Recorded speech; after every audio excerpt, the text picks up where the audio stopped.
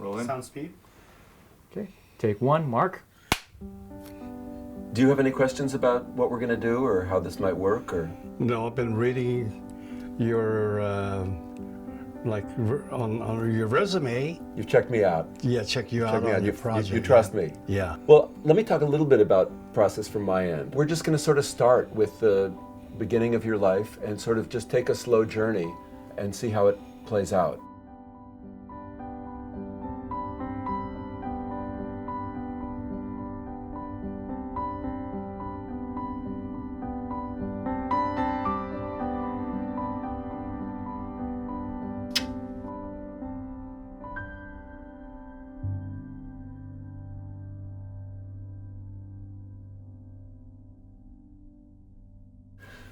Tell me your name and what year you were born. Okay. My name is Paul Chen. I'm 86 years old, and I was born December 31st, 1929, New Year's Eve. Everybody celebrates my birthday. Tell me a little bit about the family that you were born into. Well, I came from a big family of 12. I was the ninth one. And I grew up in Chinatown, San Francisco. Were both of your parents Chinese born? Yes. I guess it came over here in the 1910s. Were you speaking English and Chinese? Chinese in the beginning, yeah. And how did you learn English? We go to school American school in the daytime, and then 4:30 to 7:30, we go to Chinese school every night. I've gone to Chinatown, ever since I moved to San Francisco, and in so many ways, it's like such a bubble in relationship to the rest of San Francisco. So it's interesting for me to get to hear what it was like for you as a kid growing up. Did it feel like you were living in a different part of the world than the rest of San Francisco? The Chinese didn't used to go past Broadway. North Beach, that was the Italian district. The Italian boys always, pick on a Chinese kid. And were there ever fights, or did you mostly... Yeah, there were fights. And who won? were the Italians tougher, or were the Chinese tougher? Usually the Italian one. Yeah, I'm not surprised somehow. But did your parents teach you, because you were Chinese, to be particularly careful? Well, I think we go to Chinese school and we learn all that from each other in Chinese school. Yeah. How to protect ourselves. I think Mom and Dad they're too busy working to actually teach us anything. Actually, I have an absentee father. He's an herbalist. And he would come home for dinner, and after dinner, he would go back to the store. And Father was never home at night. Did your mom work with your dad in the... No, my mother she works in the sewing factory. Mother would take me every place. She would take me, when she go play mahjong, she would take me with her. And when she go beauty shop, she'd take me. And she took me every place. I was more like a mama's boy. What's your recollection of your home? Do you have any visual memories of what your home was like? We live on Commercial Street, and my father had a big building. And when he went bankrupt during the Depression time, then we had to move into another building, and there were about maybe 20 families on one floor. Even those days, you have to put a quarter in to get a whole tank of water to bathe in. Wow. And the older one would wash first, and I would bathe toward the end. In the same water? Yeah, in the same water. And at the time, I'm sure that probably felt normal, but... That was the way of life then. Right.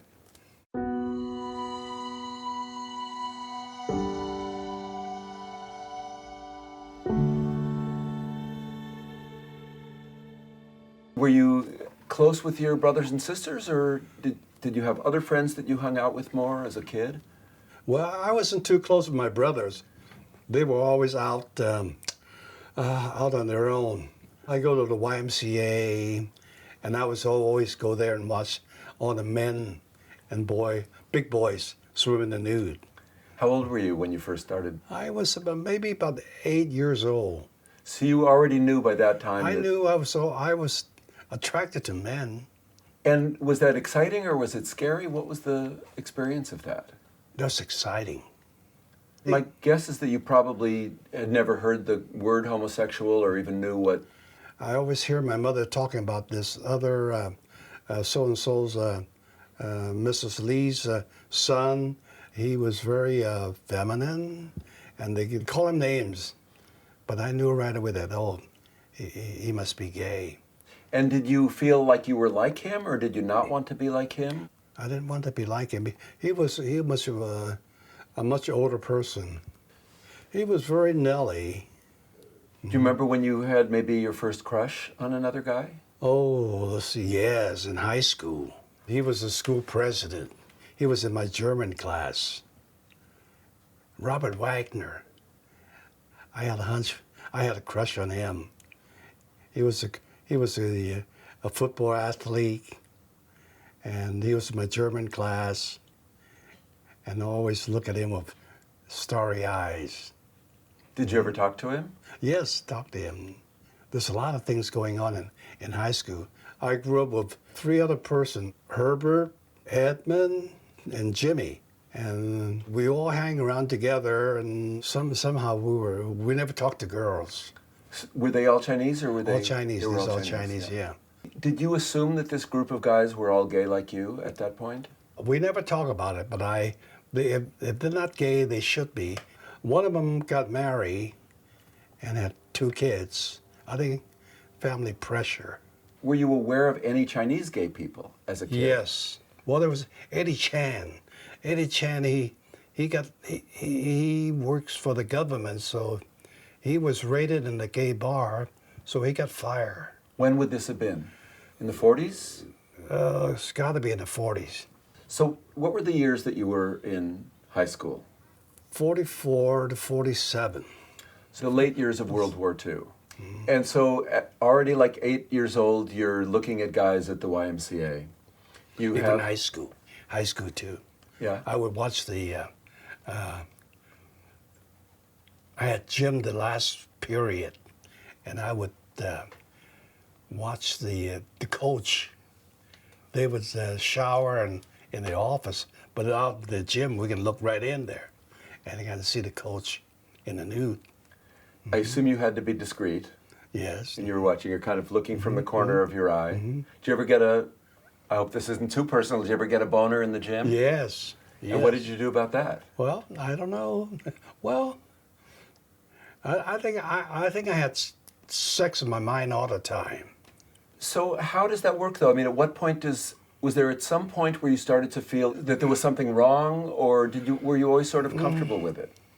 Being that I always had sex on my mind, I would go too young to go to bars because I would go cruise in the movie. I would go cruise in the park. At what age did you start doing that? 16 in high school. But there's some transition from being young and looking and noticing you have those feelings to actually deciding that this was something that you wanted to take the initiative to act on. How did that happen? Well, our family moved over to North Beach in the early 40s, and the family home was right around the corner from a gay bar.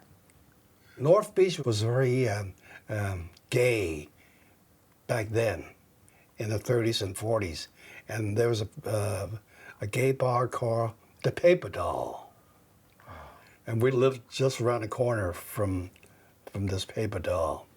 And I would play, like on weekends, we'd play mahjong with my friends, and we'd play until midnight. And then when time to go home, my friends would go their way, and I'd go back home my way up North Beach. And I would always cruise. Somebody would always be coming out of the bar or following me, or I follow them. But how did you know? I mean, was it the way people dressed, or did your parents tell you? No, I just learned from myself that all you see is men coming out of the bar. So you had gaydar in a way, Yes. just naturally. And you were drawn to walk by there on your way home. Mm-hmm. Were you scared to do that, or was it just exciting? No, it was exciting. Uh-huh. Just go and get a blowjob or whatever it is and go on home. And when you went home to go back into the house, how did you feel entering the house? Was it like you knew you had to keep it secret from your parents, or? Yeah, well, I just go to bed, that's all. Wow. Do you remember what the actual first time you touched another guy was? I don't think I can tell you this one. Okay. But I don't think you can edit it out of your your tape. If you don't want to have it, No, I'll tell you about it, but you'd have to put it in. okay. Going back quite a few years when I was about 8 or 9 years old, I remember there was one huge apartment, 2 rooms, that all of our uncles and cousins all lived together. And I had to share bed with my father. I remember always cuddling him at night, put my arms around his belly, whatnot. And he snored a lot. And then one day, I had my arms around his belly, and then brushed down, I felt his heart on. And that was the first time I felt, Wow. my father's heart on. And then guess what? The next night, I went to bed with a flashlight. So you're a little kid at this I was point. a little kid, yeah, Wow. yeah. Yeah. But I had an experience with my own father. He was a heavy sleeper. He always snored. And I always wait till he snored. Then I would explore. See?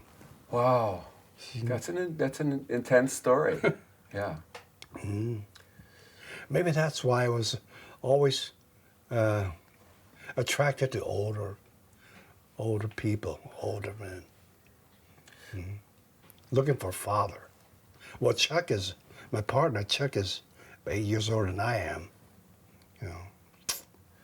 When you talk even about like finding parks and knowing that this bar was a gay bar, I mean, there's some instinct there that's working. I mean, how did you even know to go looking in parks? You always have wet dreams. And that's got to be taken care of. But why? How did you know to go to a park? Was there a secret language that? No, you see people walking around by themselves,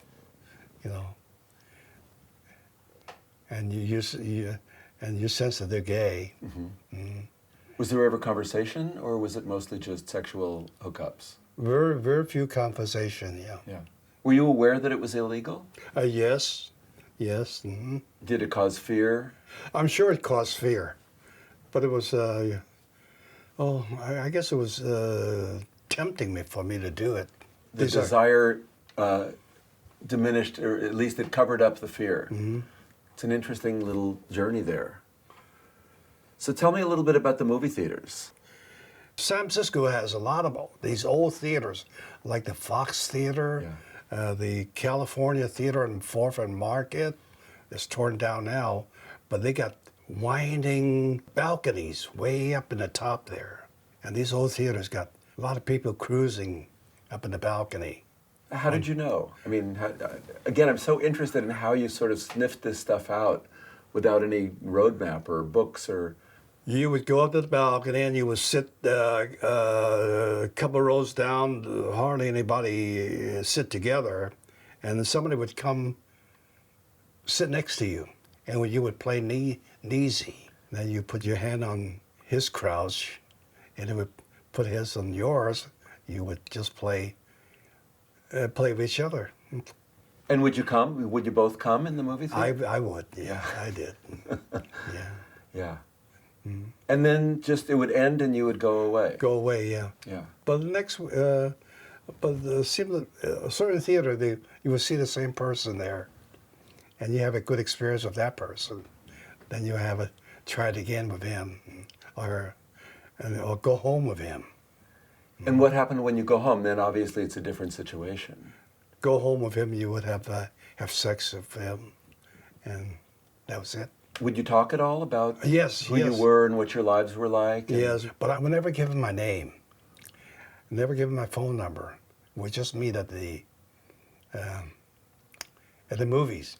Did you feel guilt around any of this stuff, or was it just something that you did and you felt comfortable about and you just didn't tell anyone else? How does that work?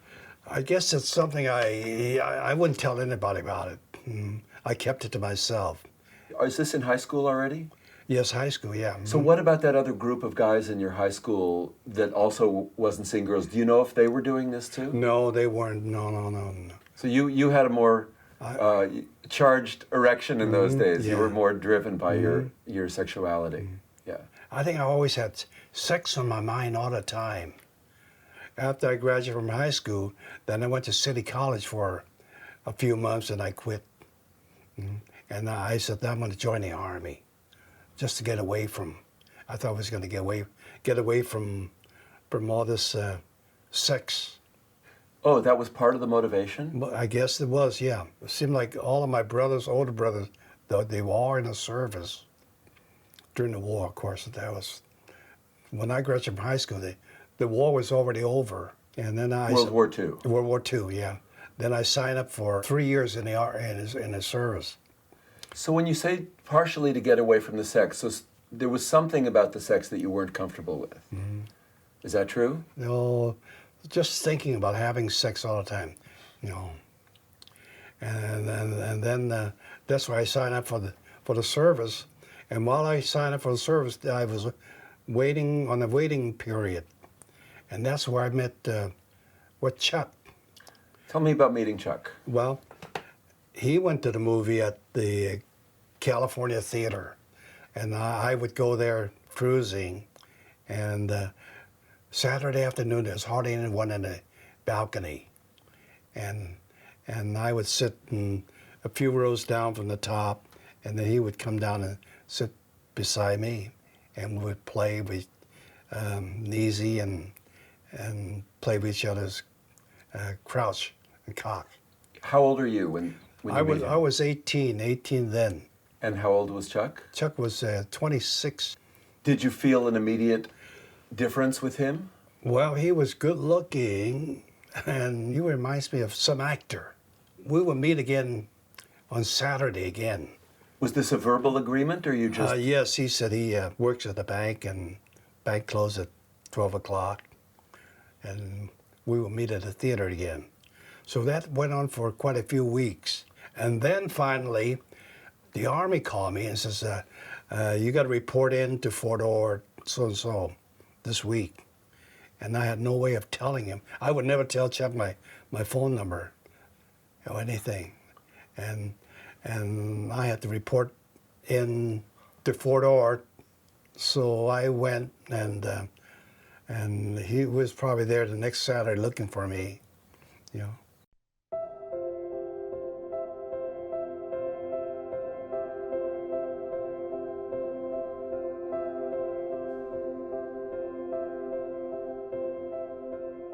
I served 3 years in the service, and then when I came home on furlough, I would cruise the movie again for sex.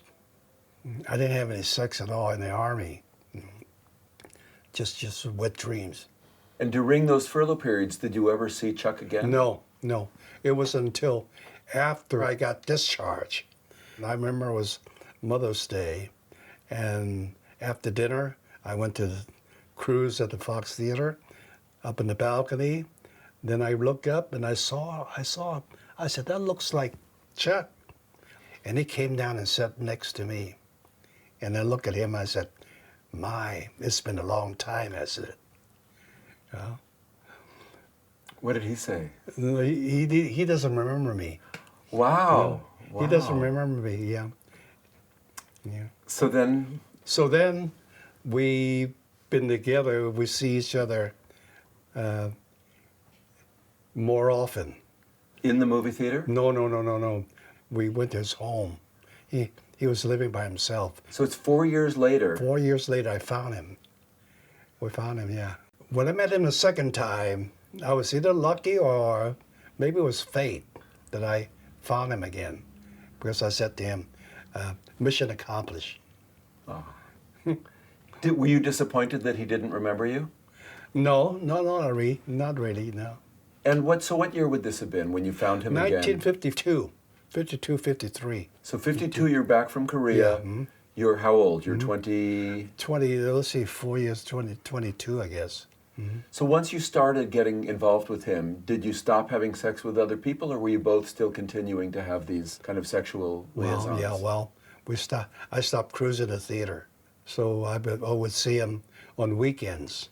Sometimes I would make excuse with my classmate that I have a friend that I go see on weekends out of town, but I would spend the weekend with with Chuck. So this is an entirely new relationship for yourself with your own Yeah. sexuality, in that there's romantic feeling, you're spending the night with someone. I never had any other lovers before. So Chuck is the only one I had all these years.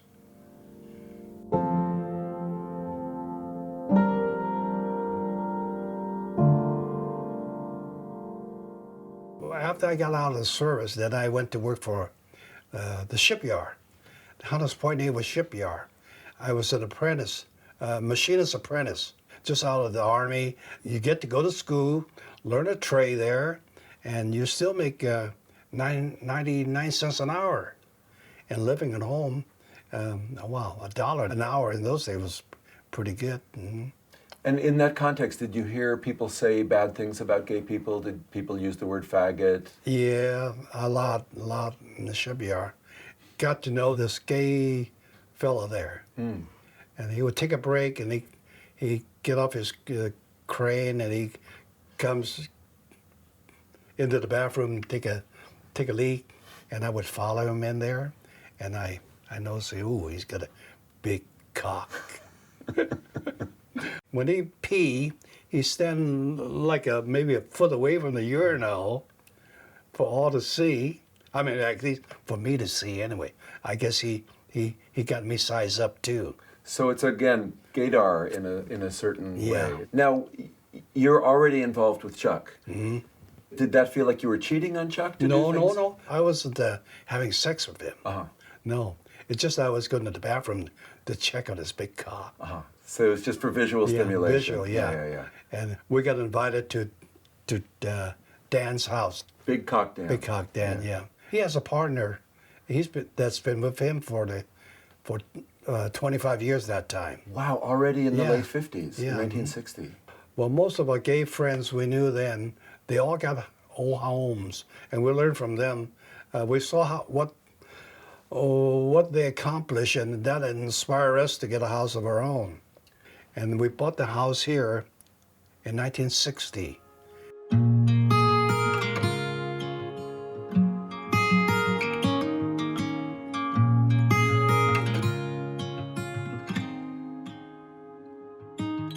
When you bought a house together, how and where did you start to actually get a social group of other gay friends? I mean, because I know you started with anonymous sex, which led to you miraculously finding Chuck after 4 years of separation in the military. You start spending the night with him. So this is evolving where you're getting more and more of a gay life, still in your very early 20s. When did you start to meet and socialize with other gay people? When we first moved here to Brisbane, there's a row up the hill called King's Row. And they said that's where all the queens live. After we bought the house, we drove up there. And then we saw a nice, beautiful building being built. So we said, let's go up and take a look. And halfway up the stair, going up to the house, this woman came coming down the stairways and said, you boys like to see the house? And we said, yes, you know. And then on the way up, she turned around and said, how long have you two been together? You know, she's a big dyke. She's a principal of a high school, you know. And then from her, we met a lot of the gay people up King's Row. So there actually was a gay neighborhood there. Yes, Brisbane was very for lesbian, but there were quite a few guys living up in King's Row. And did you learn about what it meant to be gay from some of these other couples? Yes, we did. With Bill and Dan. Dan, he's the one that from the shipyard with the big cock. Anyway, he said, if you two want to spend the rest of your life together, pull everything together. Don't say, this is yours and that's mine, which is true. It worked for us, but I would say, you know, may not work for other people. Because we still have friends that we used to go over to their house and they said, that's his car, or that's my TV. You know, nothing is together. But Bill and Dan, you know, guide us in the right direction. And they had already been together 25 years when you years. met them. Right. Wow. It's amazing. I mean, again, it's like it's this hidden history because the idea that there were long-term gay relationships before we had any rights or any legal, it's really quite remarkable. So you're starting to develop a little bit of a gay social life. That's it. When it's all still illegal. How did you deal with this with your parents? Were you still close with your family at all? Yes. You were. When I moved away from home to set up housekeeping with Chuck down here, that time we just say, he's an old army buddy of mine, and we're just gonna fix up an old house and sell it, make some money and whatnot. And then that was all right with Mother, and Mother would always say, now that you move out away from home, you got to come home once a week for dinner. And she was always fix something that I enjoy, you know. But you never brought Chuck? No, that's one night that Mother want me home. She would always fix something to bring home for Chuck. Chuck likes a sawfish patty or shrimp paste, pork. So did it feel like a secret society in some way?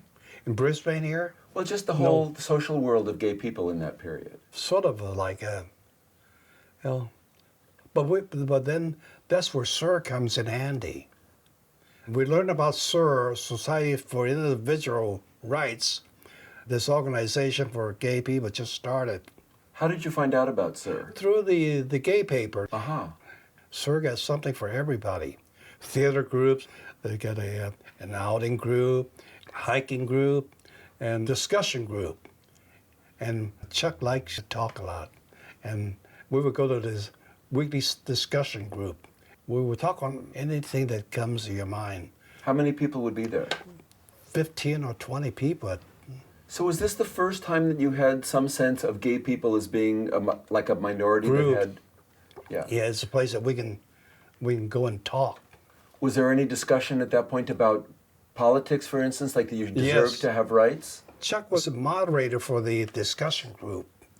He was quite an activist for the gay rights. What was the situation in the city around gay bars? Policemen would harass the bar. Sometimes you'll find an outside bar, a police car would be outside, across the street. Were there raids? I mean, were people arrested? Not too often, Did you ever get arrested? no, but I think 1964 or 5, then there was a minister from the Glide Church. I think his name is Ted McIlvaney. Yeah. He got quite a few Lutheran church together, Episcopal church together, Church of Christ, and some of the gay organization together, Tavern Guild, and the Mattachine Society, and also the Women's Daughter of the Believers together, and they formed this Council on Religion and Homosexual.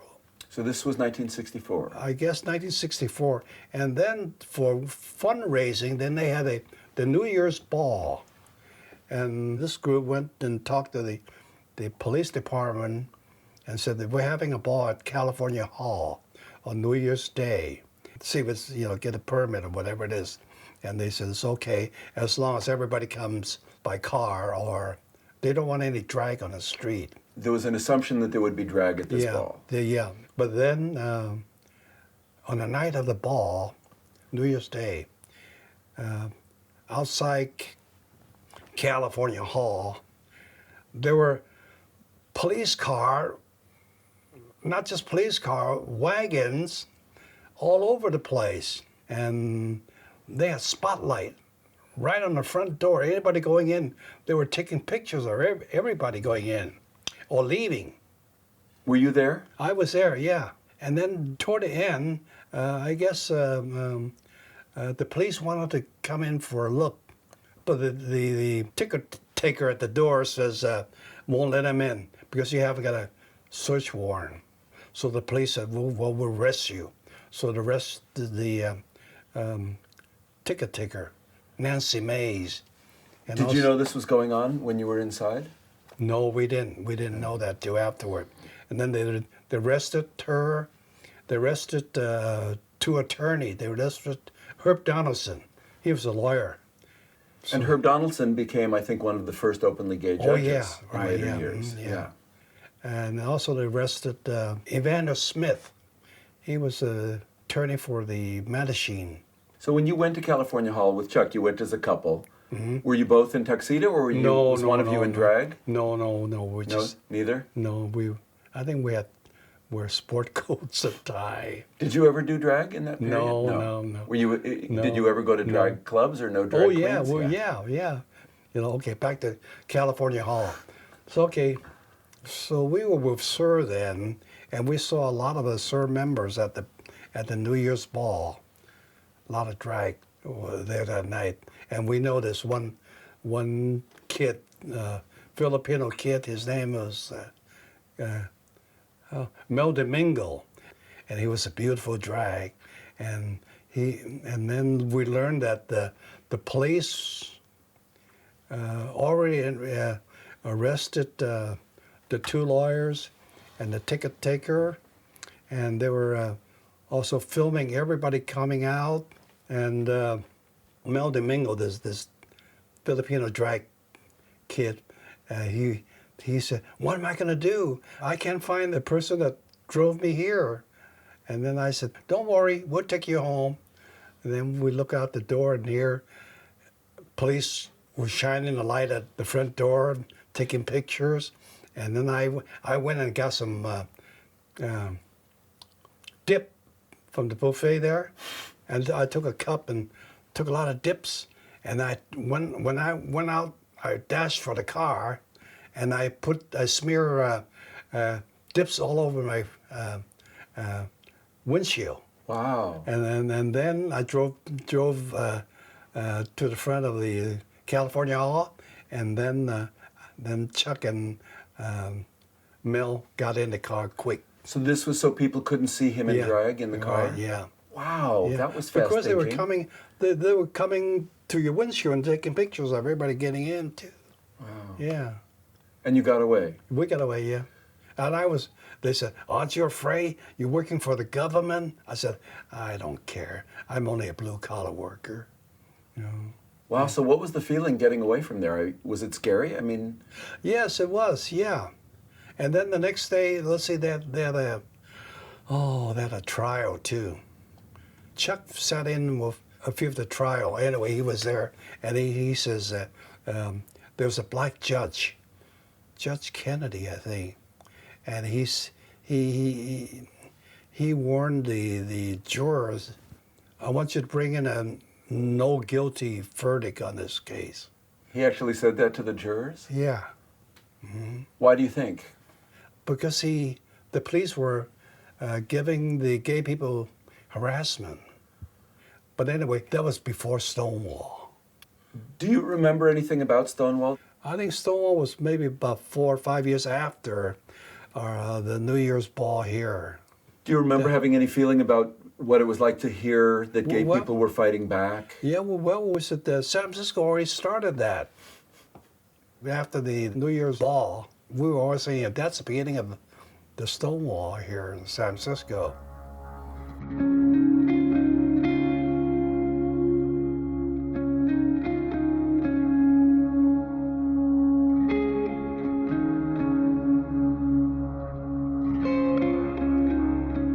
You're here living in Brisbane in the late 60s, and 10 miles away in San Francisco, people are starting to grow their hair and take acid and go to rock and roll shows. Tell me about what it was like for you down here as San Francisco started to change.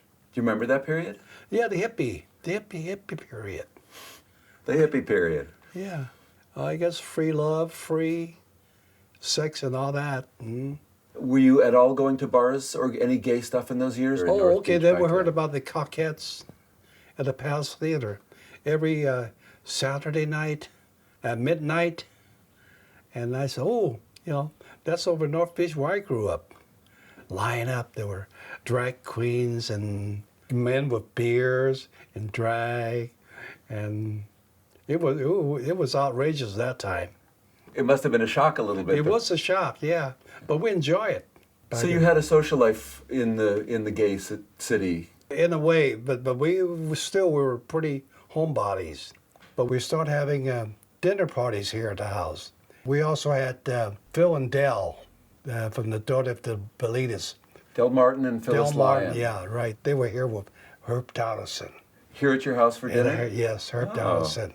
Gay royalty. Yeah, that was before he was judge. He was just a lawyer then. Yeah. Did you know many lesbians? I mean, was your social circle mostly gay or was okay. it mixed? Well, through SUR, there was a big lesbian group that joined SUR. Phyllis Lyon and Del Martin, and there was Lois Williams. So this is like the pre-Stonewall generation of gay yeah. activists Yeah. who really sort of led the way for the later folks. There was a Hal Call. Hal Call was from the Mattachine Mattachine. Society. I think Hal Call also had a kind of a porno theater in the Tenderloin. Oh, yeah. Yeah. Do you remember that place? Yeah. It's on 80th Street. Yeah. What's it called? Circle Star. No. Circle J, was Circle it? J. Circle J. Did you ever go there? Yeah. Uh-huh. What went on there? Yeah. A lot of things goes on there.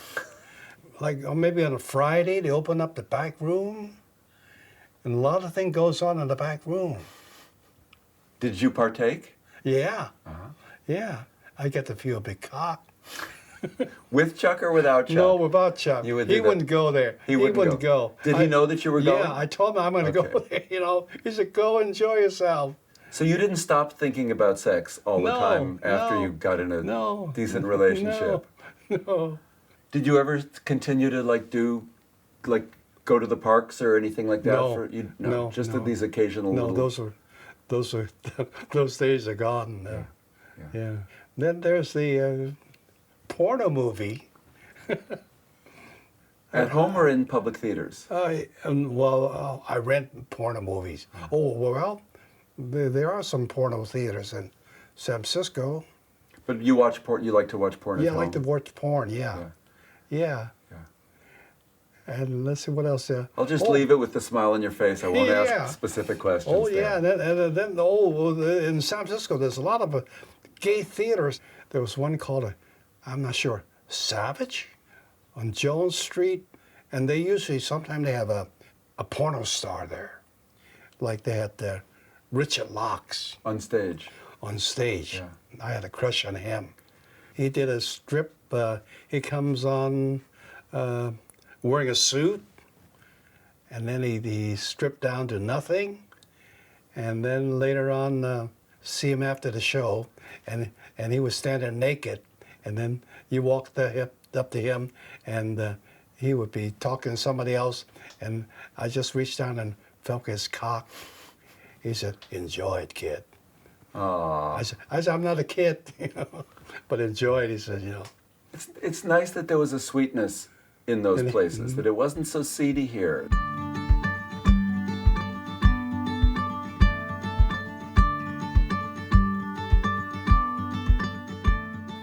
Richard Locke was an interesting guy. He died of AIDS. Yeah. And in the years before he died, he became a very, Very good active, activist. Great activist. Yeah.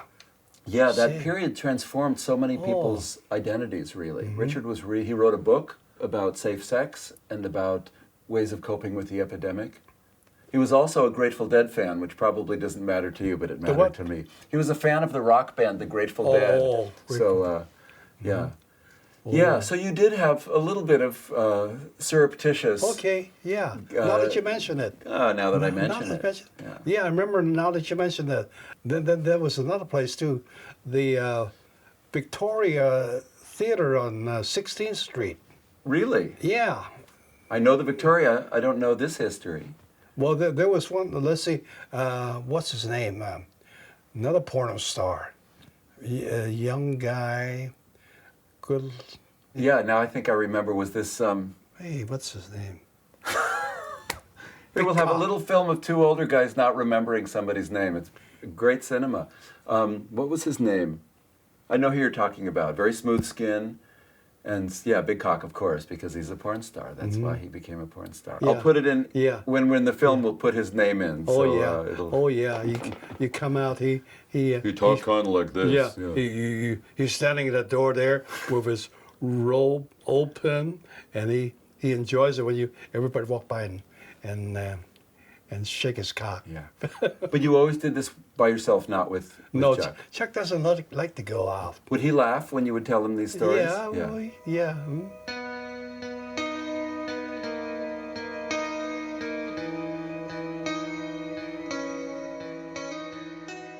Paul, what do you remember about when AIDS started? We didn't know too many people that has AIDS.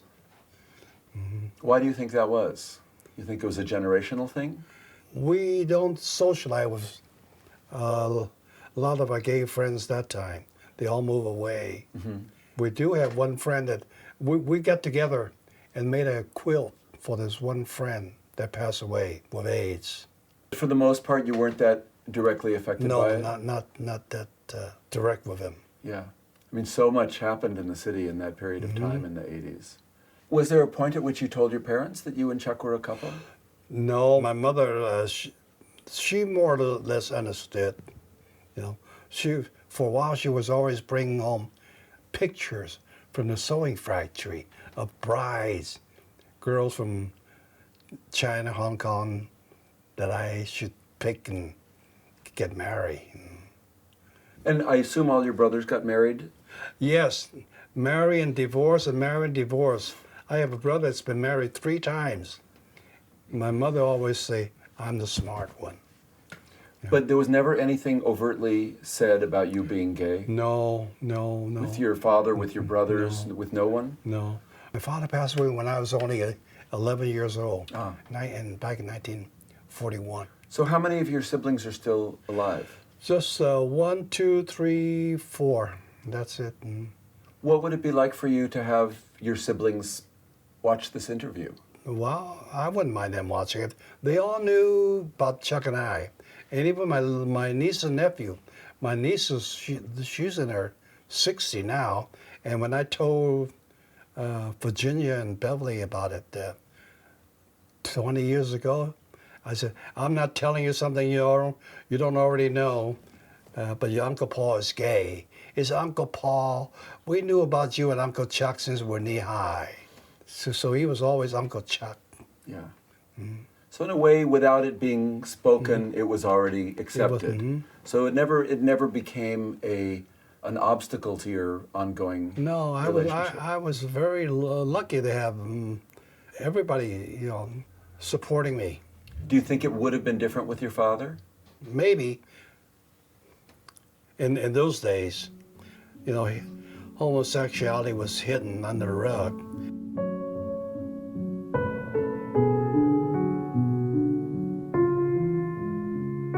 So for the most part, you were living a pretty domestic gay life in your relationship with Chuck, really for what? How many years were you guys together? We met in 1948, and Chuck just passed away 2 years ago. We've been together over 60 years.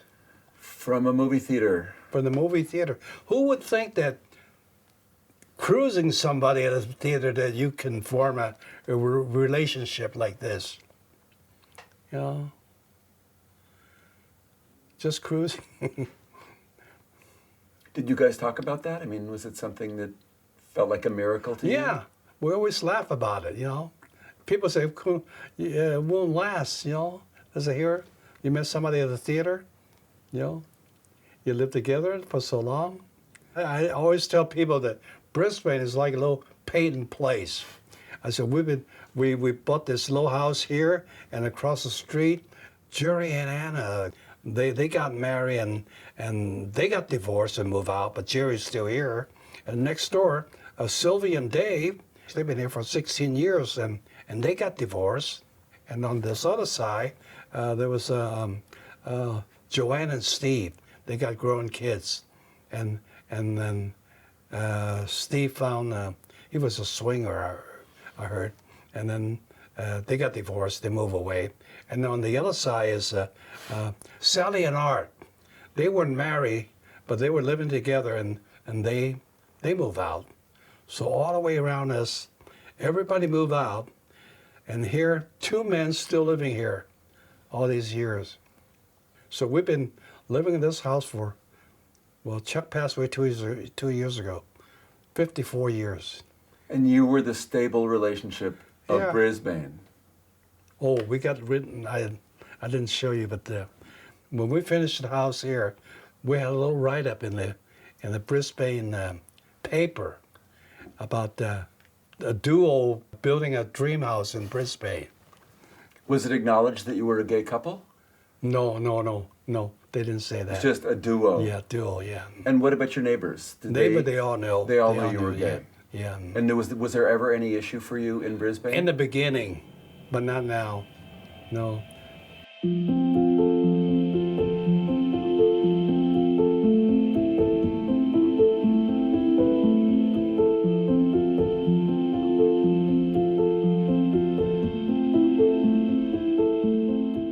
Part of what makes your story so unusual is, I mean, first the way you met.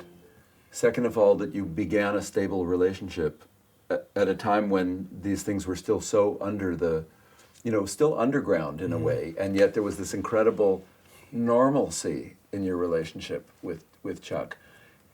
As it became easier for gay people to be public, did that all seem separate from your life, or did it somehow also affect the way you saw yourself and your relationship?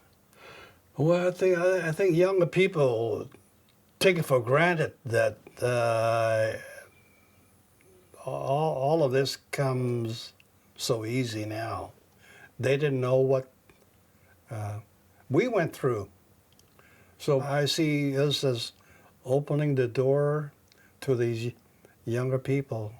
A lot of younger ones. They do want to find out. They do want to know how we got to where we get all this freedom now. Do you have those conversations sometimes with younger people? Yes. A lot of them say, they didn't know that we went through all that harassment. I think one of the things that younger people will benefit so much from hearing your story is that you were able to have a long-term relationship, which I don't think is that easy. I mean, obviously, considering your neighbors, it's not that easy for straight people either. But not that many gay people have really long relationships. What do you think it was with you and Chuck that made it work so well? I don't know if this is uncomfortable to talk about. He was always the leader. I just go along with whatever he says and do. Anyway, well, we do fight sometime, but we never carry over. Next morning we said, we kiss and make up. Did you think about which one of you would outlive the other? I mean, was this something? No. He had a stroke 8 years ago. And toward the end, I baby him a lot. And he said, "What's going to happen to you?" to me. He said, I said, "Don't worry, I can take care of myself." He said, "I worry about you." But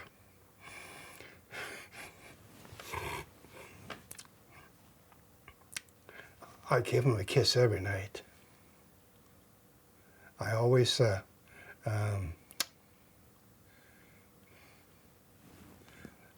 His ashes are over there. yeah.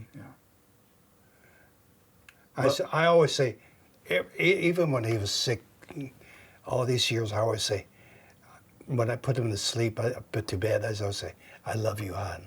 I love you, hon." And he would say, "I love you too." Sorry, Larry.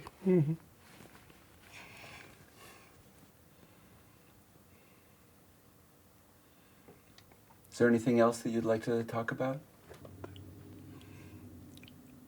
I wish it was Chuck you were interviewing. He would have so much to tell you. Yeah. I'm not much of a talker. You told wonderful stories, and you have such a beautiful face when you're telling stories. Let's cut. Can I get some more time? Okay. Oh.